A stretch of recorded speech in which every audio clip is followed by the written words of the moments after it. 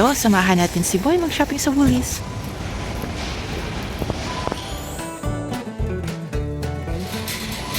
Hi, Boy! Tara, Boy, bili tayo ng something. Bili ka ba ng pet chai, Boy? Ito, pak choy. Ay, bok choy. Bili tayo ng pet chai. Ang bok choy is, magkano ba? $2.90.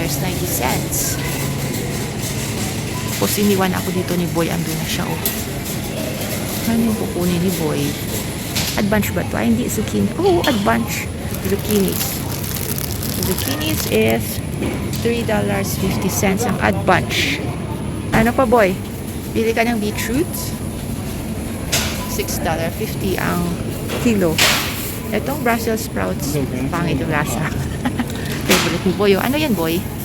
Broccolini. Yung broccolini is $2.50 ang isang bunch. Tirin si Boy ng asparagus, which is $3.90 per bunch.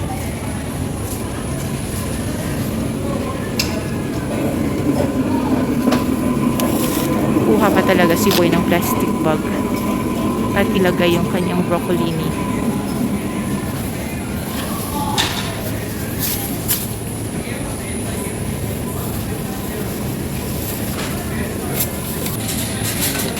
Onward and upwards. Saan pa tayo pupunta? Mga patatas, Boy. May patatas ba tayo doon? Ano mo patatas? Bili ba tayo ng bago? Want ko sa'yo. Bili tayo, Boy. O bili tayo ng patatas. Bili tayo ng white potatoes. Ito yung white potatoes. Kasi ito siya ay $6. Naka-special siya, $6 lang per 2 kilos. So, pareho din siya ng price dito sa brushed potatoes, yung may putik pa na usually mura. Pareho lang naman yung price. So, ito na lang ikunin natin. Asa na si Boy? Iniwan na tayo. Dito si Boy sa chicken aisle. Anong bibilhin niya? Ito kaya yung hot and spicy chicken wing nibbles na tag $7.40 na lang? Hindi, dahil siya ay ando na naman. Naligaw ng landas. Pero gusto kong bumili ng chicken mince. Saan ba? Ito yata.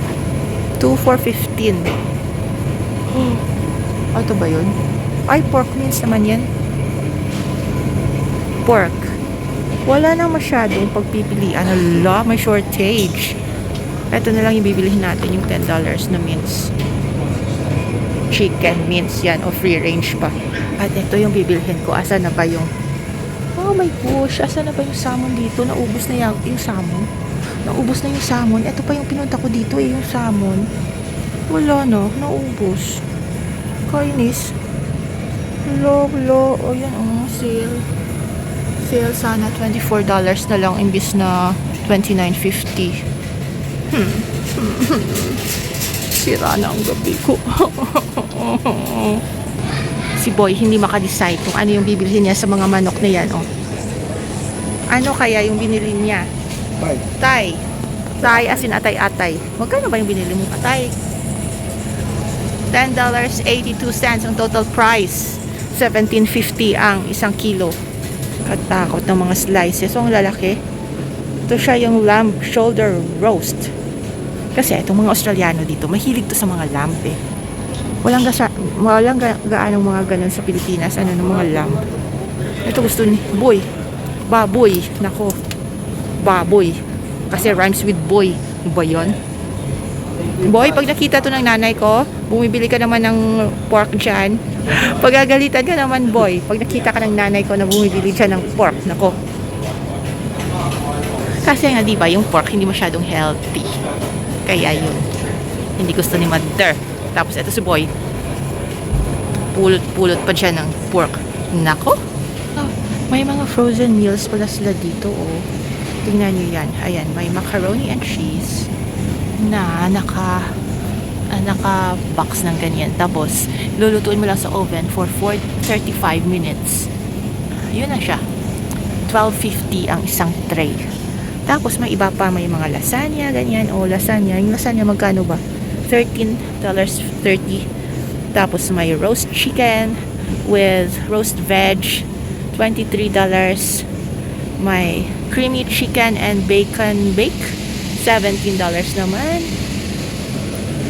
Yan, may maraming mga frozen meals na pwede mo lang ilagay sa oven. Tapos luto na, hindi mo na kailangan timplahin. Meanwhile, hanapin natin si Boy. Asan na ba si Boy? Ito pala si Boy. Nawala si Boy. Anyway, ako ay kukuha ng hummus dip.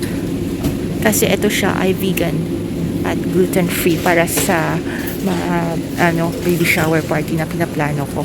Kasi may mga in-invite ako na kailangan dairy-free sila. Kasi, ewan ko, baka sumasakit yung tiyan nila pag nag-take sila ng mga dairy products. So, ito siya yung isang dip na walang gatas. Safe para sa kanila. Kubo yung daming karning binili, oh. Nakawin natin yung cart ni Boy. Tapos andun siya. Tapos pagtingin niya, wala na yung cart niya sa likod niya. Ninakaw ko pala. Si Boy hinanap yung cart niya. Wala na. Hindi, nakita niya ako. Pero alam niyo guys, hindi ko alam kung nasaan yung mga eggs dito sa Woolies na to. Ito, crackers, biscuits, juice, tubig. Hindi ko alam kung nasaan yung eggs dito. May tinapay na binili ni Boy. Bili kaya ako ng isang ganito. Pink grapefruit cordial. $4.50 lang. May bigas pa dito. Kasi ang alam ko half price yung rice. Wala, inubos na naman nila yung bigas. Mga pangit kayo. Inubos nila ang bigas na half price. Mga pangit kayo. Papakulam ko kayo para lalo kayong magiging pangit. Inubos niyo yung rice. Oh boy. Oh my goodness, I'm so broken hearted. Bili na lang tayo ng asin. Ito, pink Himalayan salt, $4. Grabe, dalawang bagay lang yung pinunta ko dito. Tapos wala pa sila. Sasama ng ugali. Boy, hanap tayo ng itlog. Kasi galit na ako sa world na inubos nila yung rice ko at saka yung salmon ko. Nagugutom na ako dito. Hanap tayo ng itlog. Kasi dalawa na lang yung natirang itlog sa fridge. Daan muna tayo dito sa Listerine. Kasi $4, half price siya. So kuha tayo ng dalawang bote. Maglasing tayo ng Listerine. Habang kami ay naghahanap ng itlog. Boy, walang itlog dyan sa pet food. Ano ka ba? Kala mo sa itlog, dog food? Yak. Nawawala ang itlog, mga kababayan. Mga friends, wala nang itlog. Nawawala. Tsaka ice cream pala, boy. Wala na tayong ice cream doon, di ba? Wag dyan, boy. Hindi ice cream yan dyan. Cream lang, Yakult. Bibili siya ng Yakult. Grabe. Ano ba yung magandang bilhin dito? Kasi yung dalawang items na super duper nasa listahan ko ay wala. Inubos nila ang sasama ng ugali. Hindi ako tinirhan. Tilamok. Chocolate peanut butter ice cream. $10. Tilamok. Ano yun? Parang may lamok feeling ko. Uy, tingnan nyo, $6. Ang chocolate fudge. Chocolate fudge. Anong magandang ice cream na bibilhin? Ayan o, classic chocolate. Tapos, ito yung binili ni Boy. Kasi itong mama to sa likod kong ingay-ingay. Tapos, ayun, iniwan ako ni Boy. Grabe. Ayun, meron pala dito. Oh, yes. Boy, let's ito. Ito siyang hinahanap ko, jasmine rice na $12 half price. Ayun si Boy. Ay, nakakita man siya. Nakakita naman siya ng eggs. Okay. Nandito na si Boy. Puno na. Nakita naman yung rice. Sabi ni Boy, kuha ka ng 4 daw. Order si Boy ng rice.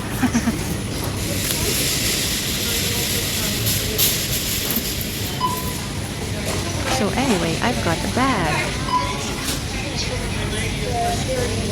Sige, mag-check out na kami. Kasi kailangan ko yung dalawang kamay. Wala kaming cameraman ngayon. Kaya bye na. Bye. Bye, sabi ni Boy.